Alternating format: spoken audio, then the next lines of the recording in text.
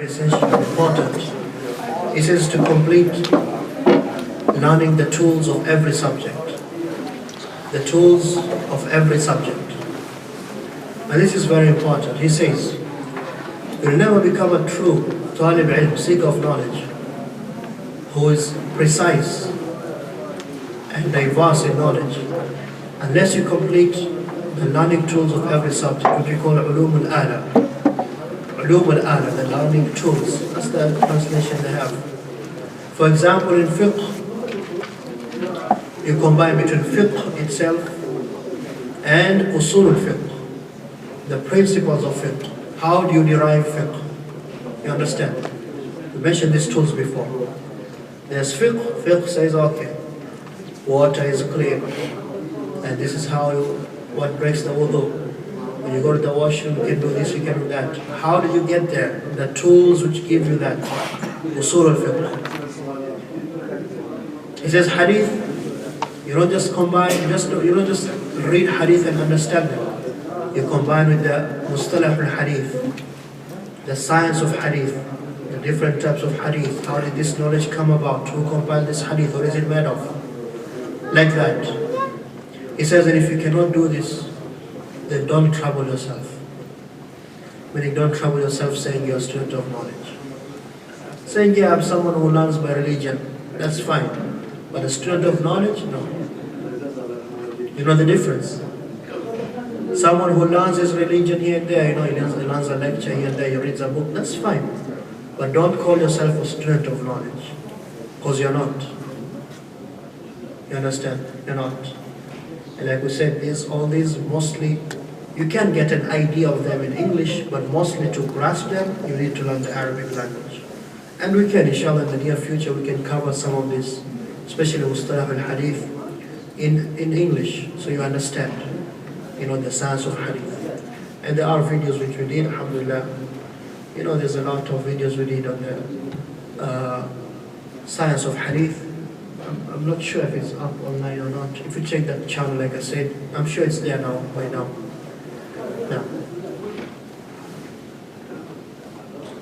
Ulum al-ala is very important. The next chapter, Ikhwani, he mentions, he says, you should adorn yourself with the implementation of knowledge. He says the signs of beneficial knowledge. You should ask yourself about how much you share from the signs of beneficial knowledge. If you think you have learned something, these are the signs of beneficial knowledge. Now you should check yourself, do you have these or not? Number one, implementing it. Implementing it.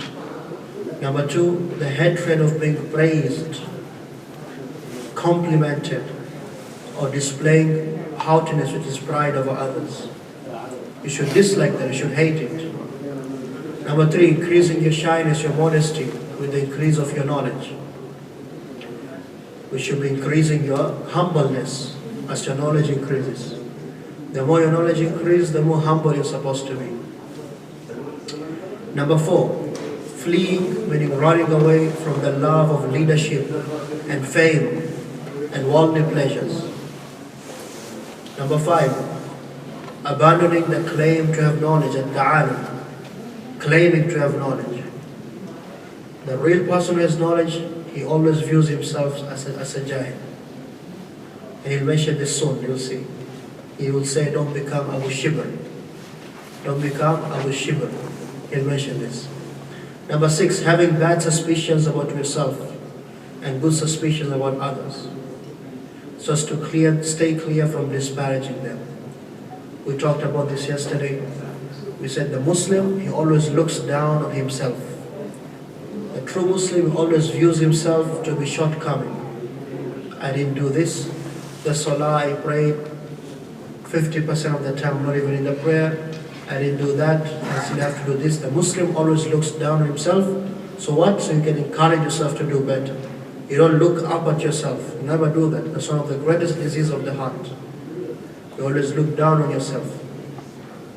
Not just to look down on yourself, to put yourself down, no. So that you can drive yourself to do more. And so you can become humble. You can become humble. Now, And Abdullah ibn Mubarak, he used to say in the poetry, in the manners of the Salaf, he used to say, don't compare us with them. Don't compare us with them. For it's a sahih al-mashi, because the one who's healthy and is walking, he cannot be like the one who's crippled and cannot walk. Can they be equal? Someone is healthy, he walks. Another person is crippled and sick. Can you compare the two? Can you? He says no, it says like that. Don't look up on yourself. Don't even compare yourself to the great scholars to claim you have knowledge. You need to be humble. Now, so those are the 6 signs, Ikhwani. Whenever you have knowledge, you check yourself with those. That page is very important. That page is very important. Now, next he says zakat al-ilm, which is zakat, it translates alms. The charity of knowledge. He says, give the charity of knowledge. Give the charity of knowledge, zakat al-ilm. What is the charity of knowledge? Openly proclaiming the truth, enjoining good and forbidding evil, weighing between the advantages and disadvantages, spreading the ilm you have, love benefiting people. You should love benefiting people, sacrificing your honor in interceding for a good cause. Someone needs to be helped, you go speak for him. Even if it means you put yourself down, no problem. Huh? In the affairs of the Muslims, in the affairs of the truth and general interest. That paragraph is very important. That is the zakah of knowledge. Now you have knowledge, that is the charity of knowledge. You proclaim it, you enjoy the good and forbid evil. You don't have knowledge and you see people doing something wrong and you just keep quiet. If you can, you have to say it. Weighing the advantages and disadvantages though, sometimes it's better to keep quiet. Spreading the knowledge and loving to benefit people. Like we said before we broke for the prayer, you should be someone who loves good for people. Teach them. Teach them. Now, and interceding for others. And he said, he brought the hadith of Abu Hurairah, the Prophet ﷺ, he said, إِذَا مَاتَ ابْنُ آدَمٍ قَطَعَ عَمَلُهُ إِلَّا مِنْ ثَلَاثٍ. When a person he dies, his deeds are cut off. Because there's no more life except by 3 things. صَدَقَةٌ جَارِيَةٌ, a continuous charity. There's 2 types of charity. I can give you this cup right now. I say it's yours. Okay, that's it. Or I can dig a well and people draw water from that for the next 20 years. That's called continuous charity. I can give you this cup or I can give you the book. Every time you read the book, it's continuous charity. I get rewards. Now, أو ولد صالح أو علم ينتفع به, or you leave knowledge which people benefit from. You taught someone something good, even if you die, like we just said, Shaykh Bakr, rahimahullah, he died, he wrote this book 40 years ago. In these 40 years, people have been studying this book. How many people benefit from it? His rewards are continuing. Al-Imam al-Bukhari, rahimahullah, he died 1,000 years, 200 years ago. How many people have benefited from the hadith he compiled? Every single Muslim. His deeds are continuing. And this is enough. The brother asked, what can we have to increase our zeal and passion for knowledge? Remember, you're doing this for Allah. You never know who you will teach someone and that will change their life. One thing you teach someone and it changed their life. One thing you say, you made 10 people become Muslims. Everything they do comes back to your reward. And number 3, or a righteous child who prays for him. The Shaykh says though, some of the people of knowledge, they say, these 3 people, they are not combined except for a scholar who spends his knowledge, because spending it is charity, which is benefited from, and the receiver of it is a metaphorical child of this scholar by way of learning. Allahu Akbar. And then walad salihah, يَدْعُ لَهُ, they said it is the student, because his Shaykh now becomes like his father. Some of the scholars, they said that. But it shows you the importance of giving knowledge. Even when you die, your rewards are still continuing. You should love benefiting people. These are the good things you should rush for. That is why the scholars, they said what?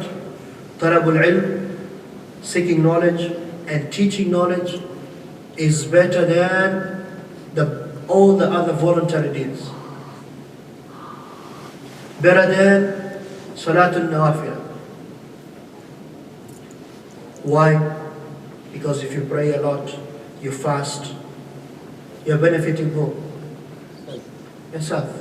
But if you sit and benefit people, you teach people, there's 5 people, the 5 people teach another 5, and the 5 teach another. By the time you die, 1,400 years after, you have an ummah of 1.7 billion people reading a book. You need to be jealous of Al-Bukhari and Muslim and all those great imams. Imagine the hasanat they are collecting every single day. Allahu Akbar. Talk about billionaires, huh? Real billionaires. He says, therefore, covet this etiquette. This is very important. It's very important. Doing the zakah of your knowledge. It's very important.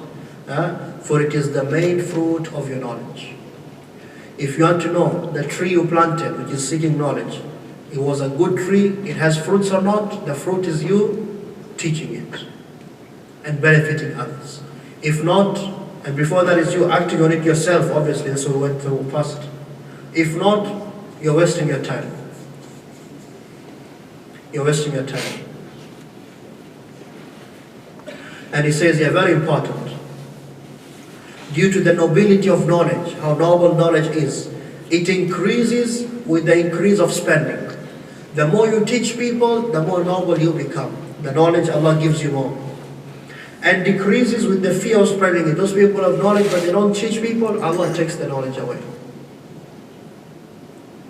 He says, therefore, this is important, do not be put off from the obligation of conveying and passing on knowledge by the claim that these are evil times.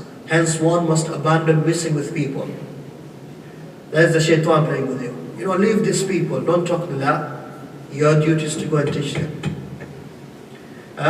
Or that there's a predomination of evil people. You know, people are lost these days. Muslims are lost. You hear that a lot, right?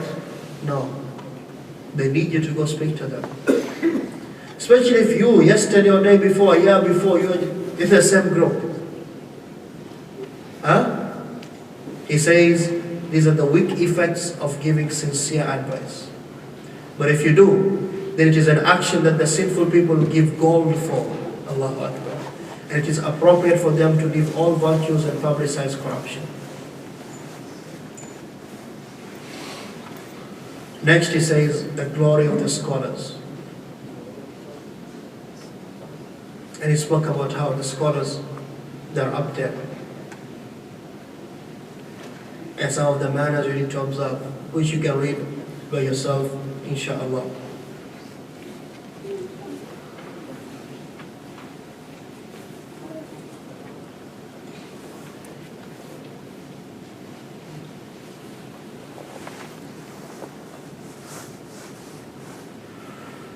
The other point, also you can read on it yourself, he mentions basically this point, number 47, protection of knowledge, meaning don't forget where you started. Don't forget how you got to where you got. And that the thing which got you there was seeking knowledge. So by the grace of Allah, and due to your knowledge then, you reach whatever status you are. You are a teacher today, you give fatwa today, you are a judge today. You understand? Beware of those who do not show reverence towards Allah. Beware of being ungrateful to Allah and disrespecting Allah. So preserve your virtue, your value, Preserve your value, your knowledge by being pious to Allah. That's how you preserve your virtue.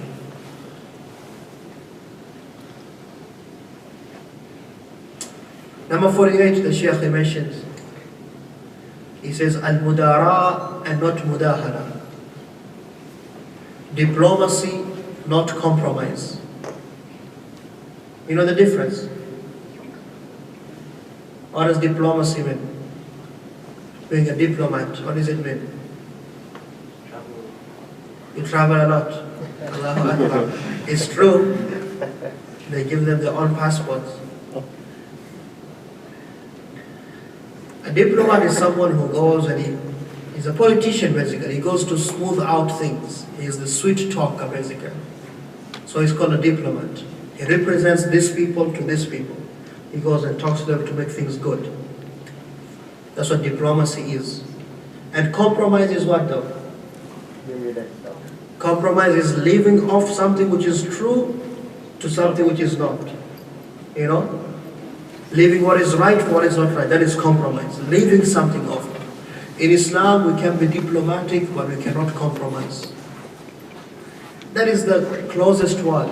The word in Arabic is mudahana. Mudahana is when you leave parts of the religion for the sake of people. That's not allowed. Especially things which are a must. Allah says in the Qur'an to the Prophet ﷺ, وَدُّوا لَوْ تُدْهِنُوا فَيُدْهِنُونَ. They wish you will practice this mudahana so that they will be like that with you. This was in Makkah, when the Quraysh of Makkah, they were attacking the Prophet ﷺ in Islam, they wanted to kill him. Allah says to him, what do they love that you will compromise your religion? And say, okay, because they came to the Prophet ﷺ and said, what? Let's do this. 1 year, we will all be Muslims and worship Allah alone. Next year, we worship idols, all of us. Then that we were balanced, we were compromising. Like those people today call themselves liberal Muslims, progressive Muslims, and all these other big names. Allah says what? وَدُّوا لَوْ تُدْهِنُوا فَيُدْهِنُونَ. What comes next?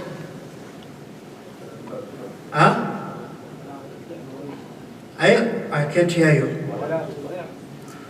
وَلَا تُطِعْ كُلَّ حَلَّافٍ مَهِينٍ هَمَّازٍ مَشَّاءٍ بِنَمِيمٍ عُتُّولٍ. أعوذ بالله. All the bad qualities they have. Allah says, don't listen to those people. There's no mudahana in Islam. So yeah, we live in the 21st century and this is Canada, you know. So you don't have to pray 5 times. You pray 3 times when you go back home. So at the workplace, you don't pray. When you go home, you pray Fajr, Dhuhr, Asr, Maghrib, Isha. A'udhu billah. No. But mudara, diplomacy, yes. You go to your boss and say, hey Mike, look man, you know I'm a Muslim. And you know I'm one of your best employees here. You can tell that right or wrong. All I'm saying, I need 5 minutes to pray. And then 5 minutes after another 3 hours, which is the prayer we call Asr. You think we have a problem with that, Mike? No, of course not, Abdul. Okay. Diplomacy, that's what you're missing.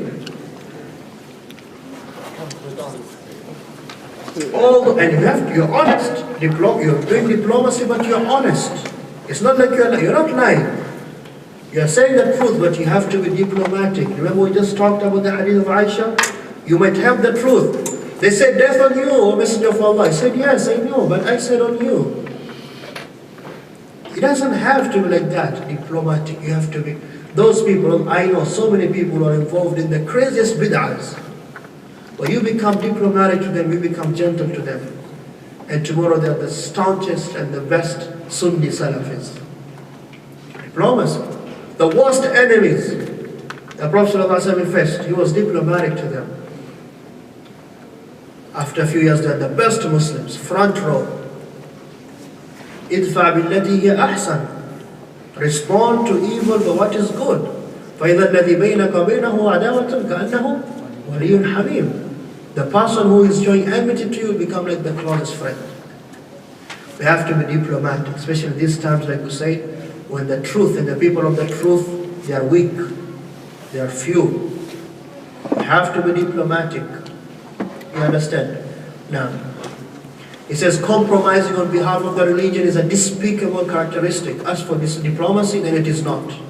And do not mix between the two. or you will be led to compromise by compromise to the presence of open hypocrisy. And we see some people, they have this. This is the Islam in North America. They want you to compromise with everybody. They say, oh no, this is not mudaha, this is mudara. No. You know the brother has a problem, tell him we have a problem. Don't smile to his face and then when he leaves you say, yeah, no, that's the brother. A'udhu billah. No. Akhi, you have a problem. 1, 2, 3, 4. What do you think? Let's fix that. Okay. Then next time when you see, I'll smile at you. And the Prophet ﷺ is saying, the worst person to Allah is Dhul Wajhain, the two-faced person. يَأْتِ هَؤُلَاءِ بِوَجْهٍ وَهَؤُلَاءِ بِوَجْهٍ. He comes to these people with this face, he goes to those people with that face. Be someone who's straightforward. You understand? Be someone who's straightforward. The next one, like we mentioned, is going to come, the passion for books. And the Shaykh, he has a book called Khabar al-Kitab, where he speaks about the book and the love for books and the people who compile books and everything.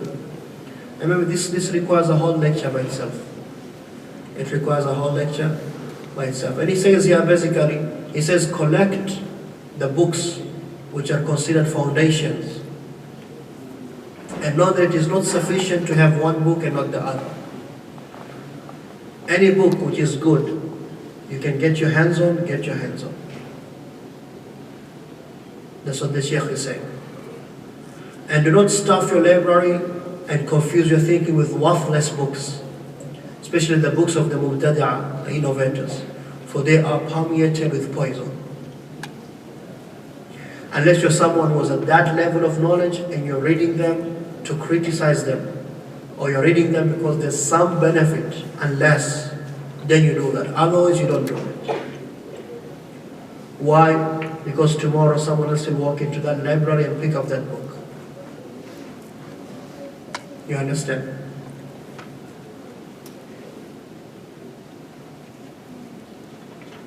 What is the foundation of your library? Now the Shaykh will mention some books here. I don't think it's really relevant to us. You know, these are the major books which every real student of knowledge has to have. He says first, you know, the books of Ibn al-Qayyim and Ibn Taymiyyah. Those books, you need them. Those books, you need them.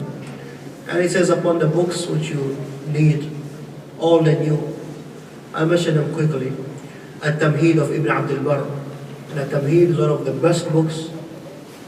And it is the explanation of Al-Muwatta. Muwatta of Malik. Ibn Abdul Barr, he explained that book in the book called At-Tamheed. Al-Mughni, I showed them, Al-Mughni is right there, green and orange. Like we said, one of the best books, one of the topmost books in fiqh. Al-Mughni of Ibn Qudama. The books of Al-Dhahabi.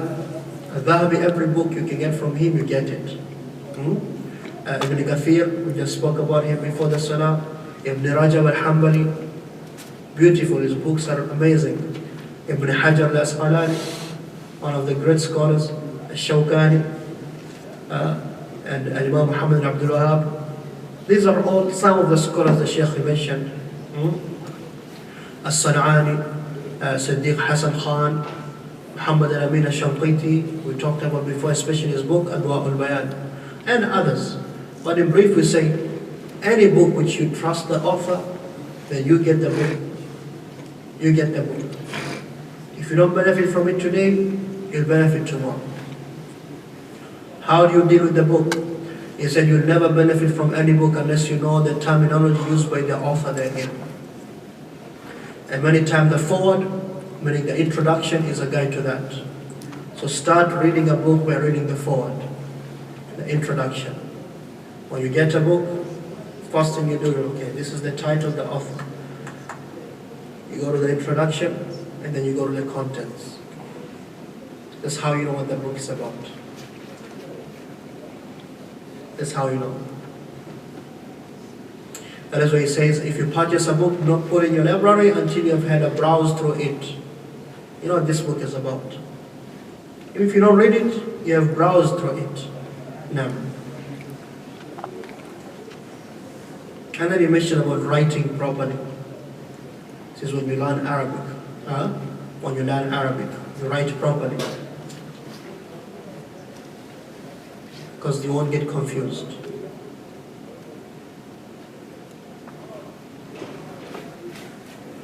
And the last chapter the Shaykh brought Ikhwani, which is extremely important. It says the things you should be aware of, the precautions. Number one, false hopes. It says beware of false hopes. And part of that is what? To claim you have knowledge of something you don't have knowledge. Or to claim you're proficient in something when you're not. If you do so, then you have drawn a thick curtain between yourself and knowledge. Do not put yourself somewhere you're not. Be very clear. Be very, very clear.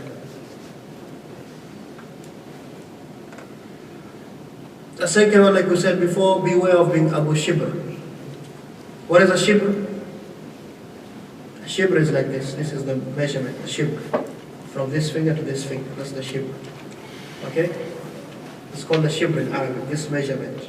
From here to here is called the Shibr. Roughly 15 centimeters. He said, don't be Abu Shibr. What does it mean, Abu Shibr? He says, to say knowledge is 3 Shibr. The first one, the second one, the third one. Whosoever enters the first one will become arrogant. Says, yeah, Shaykh al-Islam. When he goes to the second one, he becomes humble. When he goes to the third one, he knows, oh, I'm Jahil, I don't know anything. So beware of being Abu Shibr. You just reach the first stage and you think you are al-kul fil kull. You think you are the greatest. You understand? That is what knowledge is. The farther you go, the deeper it becomes, and the more you know that, okay, I need to calm down. I am a nobody. If you want, you can go stand there and look at all those books, then you know that you're a nobody. You know you're a nobody. You understand? So don't be Abu Shibr. You just started out, you know, and you think you're everything. No.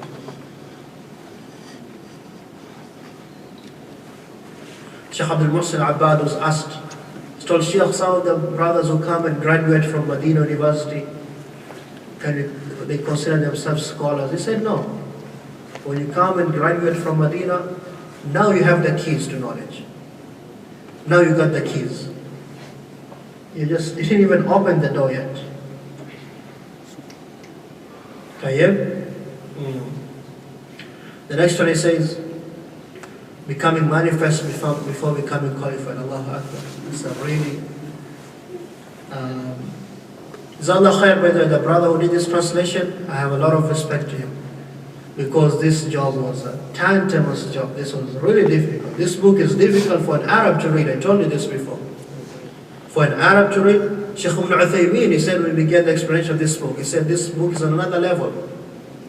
Shaykh Bakr was proficient in Arabic.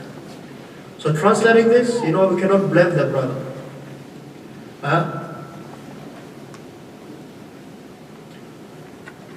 He says at Tasaddur, do not put yourself forward before you're ready. Do not put yourself forward before you're ready.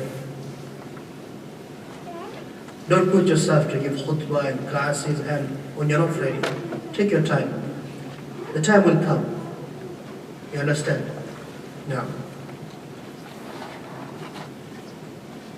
And they used to say, من تصدر قبل أوانه عوقب بحرمانه. Whoever manifests himself before his time comes, he'll be punished by what? By being prevented from knowledge. You wait for your time. You do your time, like we say, you know. You do your time. You don't start playing street ball and you think you're going to be the next Kobe. No, you don't walk like that. You need to do your time in the gym, right? Yes. Everything is like that. You don't graduate here tomorrow from Ottawa, and you think you're the best engineer in the world. No, you don't even have experience yet. You understand the concept? Same thing in ilm. Take your time. Yes, it's a small reminder. The brothers call you, you can give a small reminder. But sitting and teaching people what you're not proficient in, never do that. Never do that. Now, next he says the deterioration of manners in knowledge. He says beware of that. Beware of what the people deprived of knowledge indulge in. They revise one or two issues so that they are among the distinguished people in a gathering, and they bring them up for debate in order to manifest their knowledge. He studies something because he knows, oh, today we're meeting with so-and-so and so-and-so. All the brothers are meeting, so he goes and reads on something. All week he's focusing on that. So that when he comes in the meeting, that's all he speaks about. So everybody can say, oh, brother, mashallah, is loaded, eh? He says, beware of that. How many evils are there in this, he says. The least of these evils is that he knows that the people know his reality. People really know that you don't know anything yet. Don't be someone, even if you have the knowledge, knowledge is not there for you to show off. It's not. And the Prophet ﷺ says, مَنْ تَعَلَّمُ الْعِلْمِ لِيُبَاهِ بِهِ السُّفَهَا وَلِيُمَارِ بِهِ الْعُلَمَاء وَلِيُشَارَ بِهِ بِالْبَنَانِ فَالنَّارُ النَّارُ وَلِيَاذًا بِاللَّهِ. Whoever seeks knowledge so that he can argue with the scholars, and so that he can show off to those who have no knowledge, and so that people can point their finger and say, yeah, him. If that is why you're seeking knowledge, he said, for nar, the fire, the hellfire.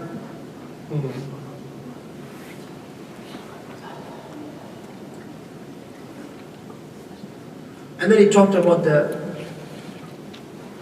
being cautious of not just rushing to write, to offer. He said you should know the 8 goals and the 8 aims of writing, which are documented. When you write something, are you following that? Are you headed to that? You don't just rush to write something. As they said before, when you write something, you have presented your mind to people. People can judge you now. You understand? You don't rush to do these things. Next, which is very important, how do you deal with the mistakes of those who are before you? Your Shaykh, the Shaykh of your Shaykh, going back to the A'immat al-Arba', Malik, Shafi, Abu Hanifa, going to the Tabi'in, all those great scholars who came before. How do you deal with their mistakes? He says if you stumble across a mistake of a scholar, then don't become happy with it so that you may use it to degrade him.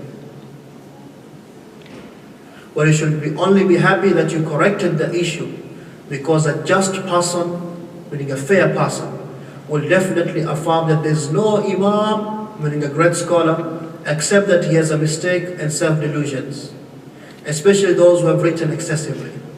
Someone who wrote 25 volumes, will you find more mistakes with him or someone who wrote 1 volume? 25, obviously, right? So don't look and say, oh, he has a mistake, and you start bashing that great scholar who preceded you. Say, no. Just clarify and say, you know, Shaykh so-and-so, Imam so-and-so, yeah, he made a mistake. This is what the Hadith says, what the Qur'an says, and that's it. May Allah have mercy on him. You can't lose respect for those who preceded you. And that is in any field, otherwise you go down the hill. You gotta show respect. We don't blind follow anyone, but also we don't disrespect people. You understand? And he said only a person who's muta'alim, who shows like he feigns knowledge, will make a controversy and be happy with it, so as to degrade that preceding scholar. As it was said, he wants to treat a minor cold, but it ends up turning into leprosy. He wants to correct the scholar? No. He wants to turn it into a huge affair.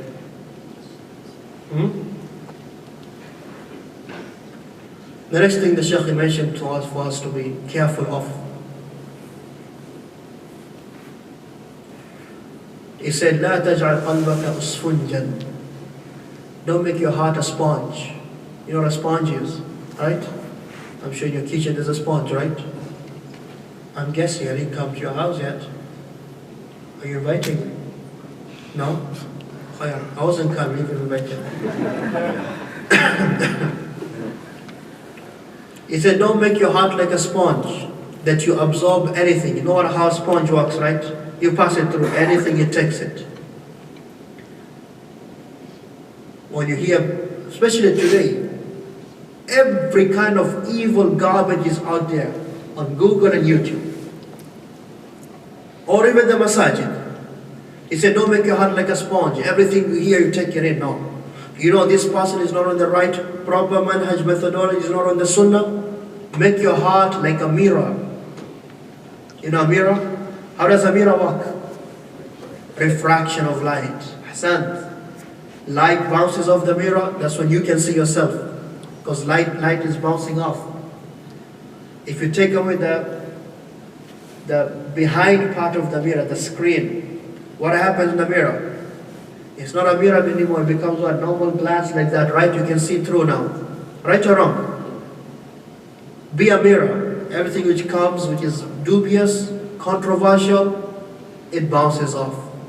Don't be a sponge. You get confused easily. Because there's so many evil right now, so much evil and so many evil speakers today. You understand? This is very important. And this was the advice of Ibn Taymiyyah to his student Ibn Qayyim. He said, don't make your heart like a sponge, make it like a mirror. For the truth, Al-Qur'an wa Sunnah, Ijma' al-Salaf, make it a sponge. In fact, a huge sponge. For any doubtful things, make it a shiny mirror. That is why you stay safe, you stay safe.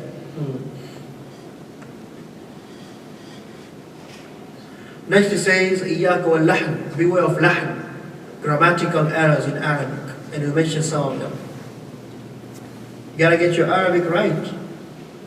You understand? That's what the Qur'an was revealed in Arabic. So the Sunnah came with Arabic. Even if you're Arab, 90% of Arabs don't speak Fusha. Or should I say 95? I'm being generous. They don't speak Fusha there. Arabic, which is clear, proper Arabic. That is why he might read the Qur'an, he doesn't understand half of it. He might say, understand half, other half he doesn't. Why? He's weak. Weak.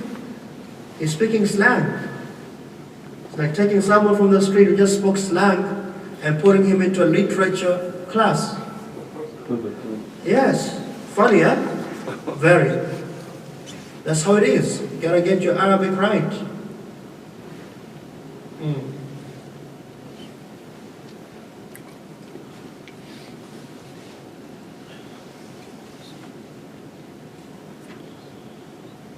And they used to say, why this is important? He said, because if someone takes hadith from someone who makes lahm, grammatical errors, and another person takes the hadith from him, he makes a grammatical error, because they're all weak in Arab, and another one takes the hadith, it is grammatical error, they said the hadith will end up in Persian. It's not Arabic anymore. You know? Yes. It'll end up in Persian.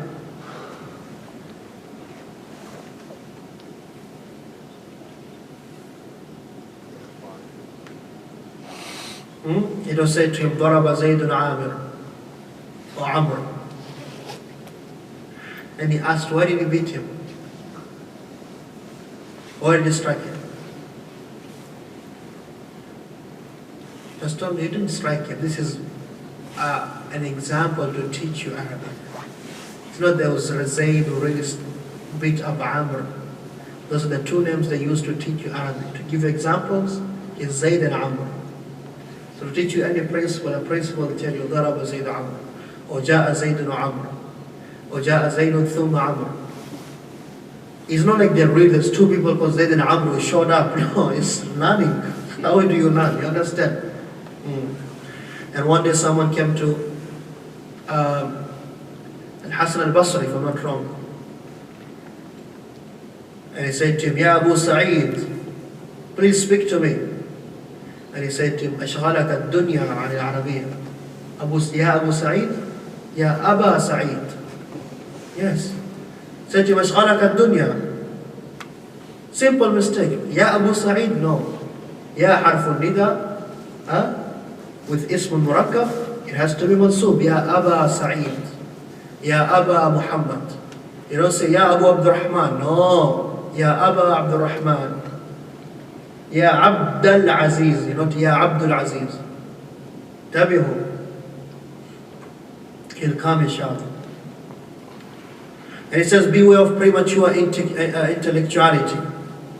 We're producing ideologies before their full development. Think, it says think. Not just you got something, you rush to say it, no. Be someone who, when you speak, actually bring things to people. You know, not anything you say. It says, beware of the new Israeliyat, and I like this part. The Israeliyat, ikhwani, are the statements of the Jews and the Christians about what happened before. The Prophet ﷺ said what? You can narrate from them as long as it conforms to the Sharia. Or if it does not contradict the Sharia, say this is what the Banu Israel they said. We don't believe it, we don't reject it. If it conforms to the Sharia, say you believe it. Otherwise we say this is what they said. You understand? Give me an example of an Israeliyat. What about Idris? They say the Prophet Idris alayhi salam, he was taken up, he asked Allah, and before he died he was taken up to the heavens. We don't have anything authentic on that. It's not the Israeliyat. And yes, but it doesn't mean that. This is from them. رَفَعْنَاهُ مَكَانَ عَلِيًّا, it can mean that Allah made him, he has a high status.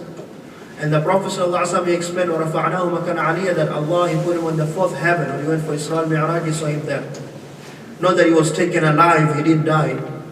That is from the Israeliyat. And the books of tafsir are the ones which have so many Israeliyat. That's why you should be careful when you read tafsir. Right? But the Shaykh says, beware of the new Israeliyat. What are the new Israeliyat? Listen. He says, beware of the venom of the Orientalists. You know who the Orientalists are? These are people from Europe who went, they learned Arabic, and they went to the lands of the Arabs, and they took the books of Hadith and Fiqh, and they started to explain them the way they wanted, trying to look for loopholes, trying to confuse Muslims. This was common in the early 20th, late 19th, late 18th century. You understand? This was common, because they know they can't tell you stop reading the Qur'an and the Sunnah, but they can confuse you. So it's funny today, a Muslim, he gets his religion from Wikipedia. Allahu Akbar. Who wrote that? Wikipedia, anybody can go and write anything. So you get your religion? You can get other facts of geography and history from Wikipedia. Go and sleep on Wikipedia. Your religion? You should be careful when you take your religion. There's a lot of people out there who they act like they know something, or they act like they represent Islam, but rather they're putting poison. All they're putting is poison. Now, so this is the end of the book, Ikhwani. And he said, beware of the Byzantine debate. This is the word they used to use. Byzantine debate basically is a debate, an argument of things which have no benefit. In fact, you're arguing and more greater things are passing by you. Why it's called the Byzantine debate? You know what the Byzantines are? The Byzantine Empire used to stretch from Europe all the way to Turkey, to Sham, which you mentioned before, the Christian Empire. It is said they used to argue with no benefit or debating about what is the sex, the gender of the angels, are they male or female? While the enemy was outside their gates. That's what we do today. We're focusing on petty things which we can finish quickly and move on to bigger things. Don't be like that. Say the truth. Someone wants it, alhamdulillah, he'll take it. He doesn't want it, you have said the truth. Move on. Move on. You understand? You don't spend time on petty things. No. You got bigger things to do. Now.